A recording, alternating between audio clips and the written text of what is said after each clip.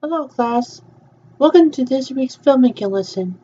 Yeah, it's going to be really cold outside, so yeah, the temperature is so low.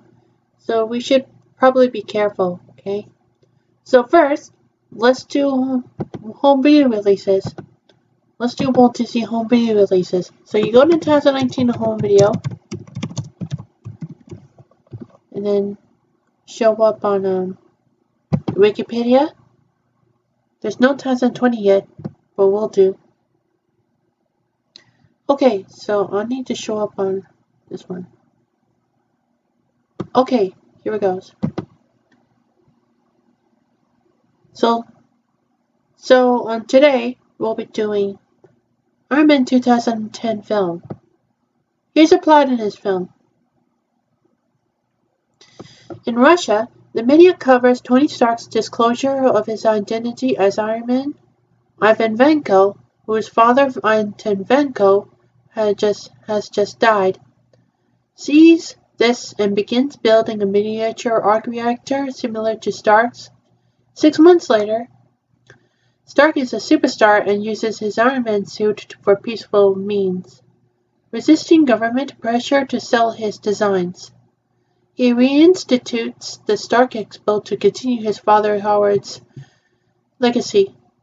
Later, Stark learns that the palladium core in the arc reactor that keeps him alive and powers the armor is slowly poisoning him, and he cannot find a substitute, growing increasingly reckless and despondent about his impending death. And choosing not to tell anyone about his condition, Stark appoints his personal assistant Pepper Potts as CEO of Stark Industries, and hires Stark employee Natalia Rushman to replace her as his personal assistant.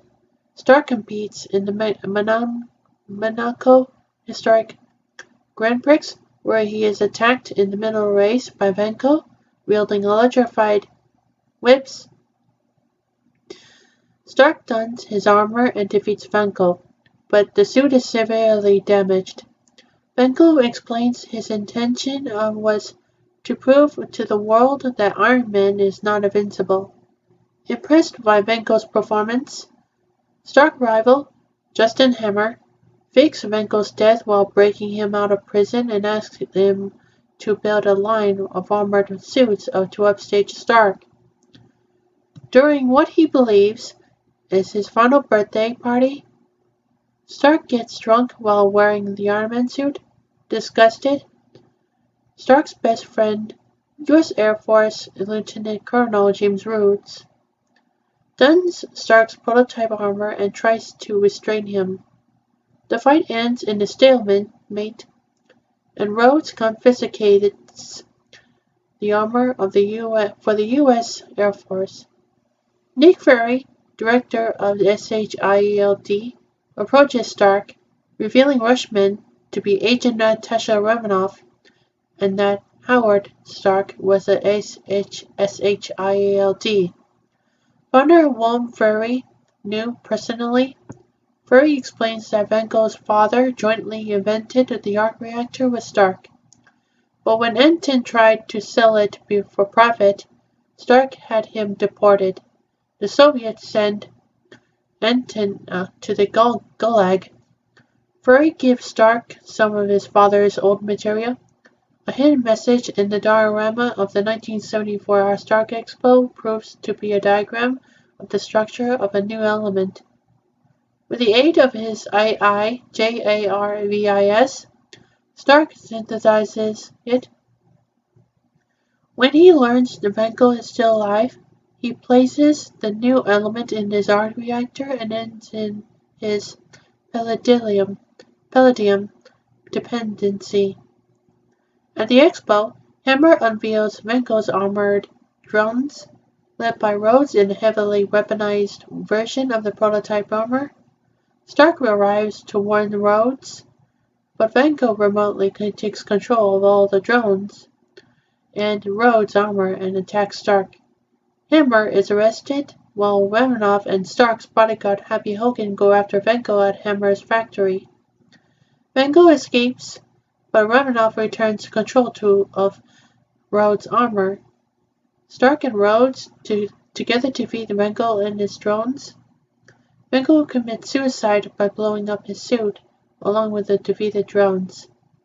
At a brief debriefing, Murray informs Stark that because of Stark's difficult personality, SHIELD intends to use him only as a consultant.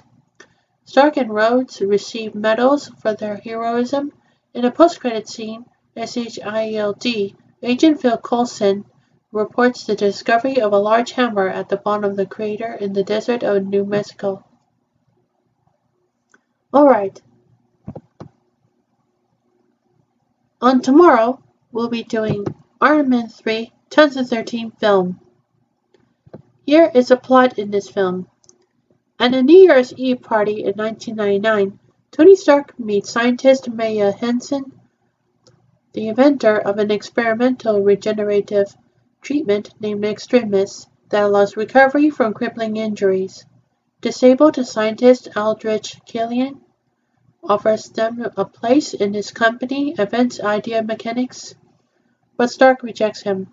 In December 2012, 7 months after the Battle of New York, Stark is suffering from post-traumatic stress disorder and is having frequent panic and anxiety attacks due to his experiences during the alien invasion of subsequent battle. Restless, he has built dozens of new armament suits to cope with his insomnia, creating friction with his girlfriend Pepper Potts. A string of bombings claimed by a terrorist known as the Mandarin has left intelligence agencies bewildered by a lack of forensic evidence. Stark's security chief Happy Hogan is badly injured in one such attack, prompting Stark to boldly issue a televised threat to the Mandarin, revealing his home address in the process. The Mandarin sends gunship helicopters to destroy Stark's home. Henson, who came to warn Stark, survives the attack with Potts. Stark escapes in the experimental new armament suit, which his artificial intelligence, GARAVIS, pilots to rural Tennessee, following a flight plan from Stark's investigation into a Mandarin. Stark's new armor is not fully functional and lacks sufficient power to return to California, leaving the world to believe him dead. Teaming with Harley, a 10-year-old boy, Stark investigates the remains of a local explosion bearing the hallmarks of a Mandarin attack. He discovers the bombings were triggered by soldiers subjected to extremists whose bodies explosively rejected the treatment. These explosions were falsely attributed to a terrorist plot in order to cover up extremists' flaws. Stark witnesses Extremis firsthand when Mandarin agents Brendan and Savin attacks him. Stark kills Brendan and incapacitates Savin. Meanwhile, Killian resurfaces and kidnaps Potts and Henson. American intelligence agencies continue to search for the Mandarin's location, with James Rhodes, the former War Machine, now rebranded as the Iron Patriot, lured into a trap to steal his Iron Man-like armor. With Harley's help, Stark traces the Mandarin to Miami and infiltrates his headquarters using improvised weapons. Inside, he discovers the Mandarin is actually an English actor named Trevor Slattery, who is oblivious to the actions carried out in his image. Killian, of who appropriate Henson's extremis research as a cure for his own disability and expanded the program to include injured war veterans, reveals he is the real Mandarin behind Slattery's cover. After capturing Stark, Killian reveals that he has subjected Potts to Extremis in the hope that Stark will help fix Extremis' flaws. While trying to save her, Killian fatally shoots Henson when she tries to stop him. Stark escapes and reunites with Rhodes, discovering that Killian intends to attack President Ellis aboard Air Force One. Using the Iron Patriot armor, controlled by Seven, Stark re-neutralizes Seven, saves some surviving passengers and crew, but cannot stop Killian from abducting Ellis and destroying Air Force One. They trace Killian to an impounded, damaged oil tanker, where Killian intends to kill Ellis on live television. The Vice President will become a puppet later, following Killian's orders in exchange for extremists to cure his young daughter's disability. On the platform, Stark works to save Potts. As Rhodes goes after the President, Stark summons his remaining armament suits, controlled remotely by JARVIS. To provide air support, Rhodes secures the President and takes him to safety, while Stark discovers Potts has survived the extremist procedure before he can save her. A rig collapses around him and she falls to her apparent death. Stark fights Killian and traps him in an armament suit that he self-destructs, but fails to kill him. Potts, whose extremist powers allowed her to survive her fall, intervenes and kills Killian. Stark orders JARVIS to remotely destroy all the armament suits as a sign of his devotion to Potts, while the Vice President and Slattery are arrested. With Stark's help, Potts' extremist effects are stabilized, and Stark promises to scale back his life as Ironman, undergoing surgery to remove the shrapnel near his heart and throwing his obsolete chest arc reactor into the sea. He muses that, even without the technology, he will always be Iron Man. Alright. Next, on Wednesday, we'll be doing Thor 2011 film. Here is a plot in this film. In 965 AD, Odin, king of Asgard, wages war against the frost giants of Jotunheim and their leader Loki to prevent them from conquering the Nine Realms. Starting with Earth, the Asgardian warriors defeat the frost giants in Tonsberg, Norway, and seize the source of their power, the casket of ancient winters. In the present, Odin's son Thor prepares to ascend to the throne of Asgard, but is interrupted when frost giants attempt to retrieve the casket against Odin's order. Thor travels to Jotunheim and to confront Loki, accompanied by his brother Loki, childhood friend Sif, and the warriors three Volstagg, Vendrell, and Hogun. A battle ensues until Odin intervenes to save the Asgardian, destroying the fragile trust between the two races. For Thor's arrogance, Odin strips his son of his godly power and exiles him to Earth as a mortal.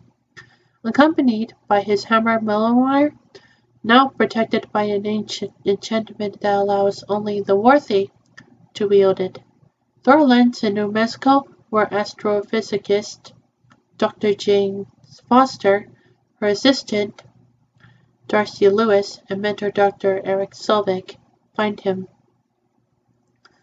The local populace finds Mjolnir, which SHIELD agent Phil Coulson soon commandeers before forcibly acquiring Foster's data about the wormhole that delivered Thor to Earth. Thor, having discovered Mjolnir's nearby location, seeks to retrieve it from the facility that SHIELD has constructed, but he finds himself unable to lift it and is captured. With Selvig's help, he is freed and resigns himself to exile on Earth as he develops a romance with Foster. Loki discovers that he is Loki's biological son, adopted by Odin after the war ended. After he confronts Odin, a weary Odin falls into a deep Odin sleep to recover his strength. Loki takes the thorn in Odin's stead and offers Laufey the chance to kill Odin and retrieve the casket. Sif and the Warriors 3, unhappy with Loki's rule, attempt to return Thor from exile, convincing Heimdall, gatekeeper of the Bifrost, the means of traveling between worlds, the two to allow them passage to Earth. Aware of their plan, Loki sends a destroyer, a seemingly indestructible automation, to pursue them to kill Thor. The warriors find Thor, but the destroyer attacks them, defeats them, prompting Thor to offer himself instead. Struck by the destroyer and near death, Thor proves himself worthy by his sacrifice to wield Mjolnir. The hammer returns to him, restoring his powers and enabling him to defeat the destroyer. Kissing Foster goodbye and vowing to return, he leaves with his fellow Asgardians to confront Loki. In Asgard, Loki betrays and kills Laufey, revealing his true plan to use Laufey's attempt on Odin's life as an excuse to destroy Jotunheim with the Bifrost Bridge, thus proving himself worthy to his adopted brother. Thor arrives and fights Loki before destroying the Bifrost Bridge to stop Loki's plan. Stranding himself in Asgard, Odin awakens and prevents the brothers from falling into abyss created in the wake of Bridge's destruction. But Loki apparently commits suicide by allowing him to fall when Odin rejects his plan for approval. Thor makes amends with Odin, admitting he is not ready to be king. Meanwhile, on Earth, Foster and her team search for a way to open the portal to Asgard. In the post-credit scene, Sevik is taken to a SHIELD facility where Nick Fury opens a briefcase and asks him to study a mysterious cube-shaped object, which Fury says may hold untold power and invincible. Loki attempts Selvig to agree, and he does. Alright, so on Thursday we'll be doing Thor the Dark World, 2013 film. Here's a plot in this film. Eons ago, Bor, father of Odin, clashes with the dark elf Malekith, who seeks to unleash the weapon known as the Aether on the Nine Realms. After conquering Malekith's forces, including enhanced warriors called the Cursed, on their home world of Svartalfheim, Bor safeguards the Aether within the stone column unknown to Bor. Malekith, as well as the Lieutenant Elgrim and a handful of dark elves, escape into a suspended animation. In present-day Asgard, Loki stands imprisoned for his war crimes on Earth. Meanwhile, Thor, alongside warriors Fendrel, Volstagg, and Sif, repel marauders on Vanaheim, home of their comrade Helgen. It is the final battle in the war to pacify the Nine Realms following the reconstruction of the Bifrost, the rainbow bridge between realms, which had been destroyed 2 years earlier. The Asgardians soon learn that the convergence or alignment of the Nine Realms is imminent. As the event approaches, portals linking the worlds appear at random. In London, astrophysicist Dr. Jane Foster and her intern Darcy Lewis travel to an abandoned factory where such portals have appeared, disrupting the laws of physics around them. Separating from the group, Foster is teleported to another world where she is infected by the Aether. Heimdall alerts Thor that Foster has moved beyond his near all-seeing vision, leading Thor to Earth. When Thor finds Foster, she inadvertently releases the unearthly force, and Thor returns with her to Asgard. Odin, recognizing the Aether, warns that the Aether will not only kill Foster, but that its return heralds a catastrophic prophecy. Malekith, awakened by the Aether's release, turns Elgrim into a Cursed and attacks Asgard during the battle. Malekith and Elgrim search for Foster, sensing that she contains the Aether. Thor's mother Frigga is killed protecting Foster, and Melekith and Algrim are forced to flee without Foster. Despite Odin's orders not to leave Asgard, Thor reluctantly enlists the help of Loki, who knows of a secret portal of Svartalfheim, where they will use Foster to lure and confront Melekith away from Asgard. In return, Thor promises Loki vengeance on Melekith for killing their mother with Volstagg and Sif stalling Asgardian soldiers and Vendrell assisting their escape. Thor, Loki, and Foster head to Svartalfheim. There, Loki tricks Melekith into drawing the Aether out of Foster, but Thor's attempt to destroy the exposed substance fails. Melekith merges with the Aether and leaves with it in his ship as Loki is fatally wounded while killing Algrim. Thor, cradling Loki in his arms, promises to tell their father of his sacrifice. Afterward, Thor and Foster discover another portal in a nearby cave and reunite in London with Lewis and Foster's mentor Dr. Eric Selvig, who was briefly institutionalized due to the mental trauma he suffered during Loki's attack on Earth. They learned that Melekith plans to restore the Dark Elves to dominance by unleashing the Aether at the center of the Convergence in Greenwich. Thor battles Melekith through various portals and across multiple worlds until one portal separates them, leaving Melekith unopposed on Earth. Thor returns in time to help his mortal comrades use their scientific equipment to transport Melekith to Svartalfheim, where he is crushed by his own damaged ship. Thor returns to Asgard, where he declines Odin's offer to take the throne and tells Odin that of Loki's sacrifice. As he leaves, Odin's form transforms into Loki, who is alive and impersonating Odin. In a mid-credits scene, Volstagg and Sif visit the Collector and entrust the Aether to his care, commenting with the Tesseract already in Asgard, having two Infinity Stones just so close together would be unwise. As they leave, the Collector states his desire to acquire the other 5 stones. In the post-credits scene, Foster and Thor reunite on Earth, while somewhere in London, a frost monster of Jotunheim, accidentally transported into Earth during the final battle, continues to run amok. Alright. On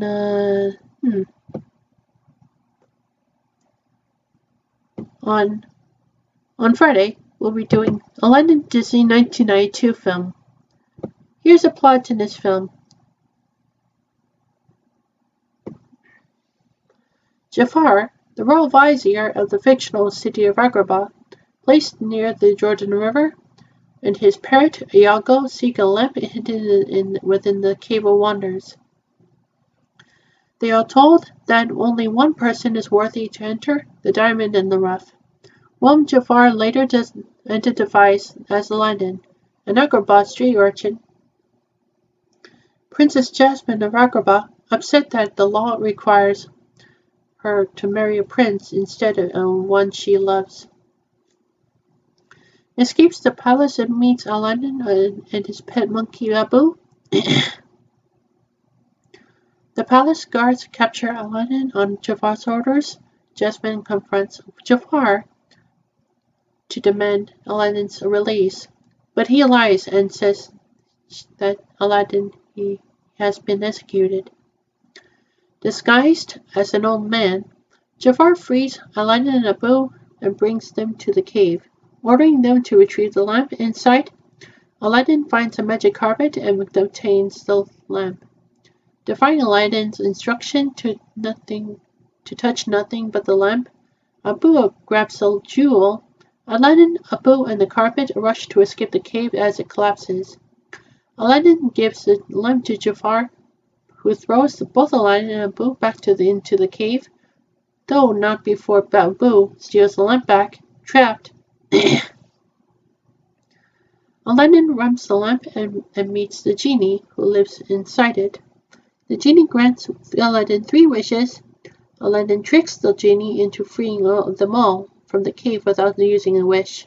He uses his first wish to assume the identity of a prince to woo Jasmine, and promises to use his third wish to free the genie from servitude.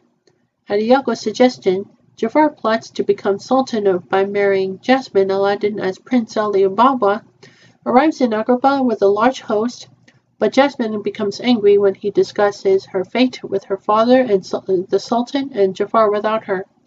As a means of apologizing, Aladdin takes Jasmine on a ride on the magic carpet, where she deduces his true identity. He convinces her that he only dresses as a peasant to escape the stresses of our life. After Aladdin brings Jasmine home, the palace guards capture Aladdin on Jafar's behest and throw him into the sea. The genie appears into it that the unconscious Aladdin would want to use his second wish to be rescued, and saves him.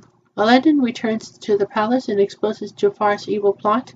Jafar flees after spotting the lamp and thus discovering Aladdin's true identity, fearing that he will lose Jasmine if the truth is revealed. Aladdin breaks his promise and refuses to free the genie. Iago steals the lamp, and Jafar becomes the genie's new master. He uses his first 2 wishes to become Sultan and the world's most powerful sorcerer. He then exposes Aladdin's identity and exiles him, Abu, and the carpet to a frozen wasteland.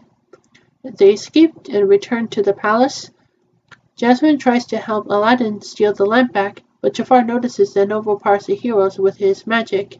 Aladdin taunts Jafar for being less powerful than the genie, tricking Jafar into using his last wish to become an all-powerful genie himself, now bound to his new lamp. Jafar ends up trapped inside it, taking Iago with him. With Agrabah returned to normal, the genie banishes Jafar's lamp and advises Aladdin to use his third wish to regain his royal title, so the law will allow him to stay with Jasmine. Aladdin decides instead to keep his promise and free the genie. Realizing Aladdin and Jasmine's love, the Sultan changes the law to allow Jasmine to marry whom she chooses. The genie leaves to explore the world, while Aladdin and Jasmine start their new life together. Alright, that's all our Disney home video releases we got. So, on 2nd, we'll be doing Emma Monkey Pictures and Roman Candle Productions and Duncan Teeth Company shorts. It is about the giraffe, a long-necked animal who is being a spotted giraffe, plays in a soccer ball in the field in high school, and when he does his head bumps, he knocked out unconscious, end up breaking his neck, and he collapses, and he takes him to the hospital, where his surgery recovers Giraffe's neck, and when he gets his surgery back, Giraffe uses his neck, uses head bunk, and neck will not broken at all. Alright, that's all the shorts we got. So on 3rd, we'll be doing the Samsung Galaxy Note 10. It is about fast food orders with the bears inside it and the nice drinks are beside it. And the trio runs for life for the bears and cars chase when the security guard's foot traces after the girls, for the bears to escape and the cars to escape. And another fast food like any other eating, but the girl has to stop eating before she can get fat and get all the tummy aches. And there's another episode that was from Girls on Panzer and the Centaur are battling each other, and it was written in Japanese. Alright, that's all I got for today. Let's do some work now.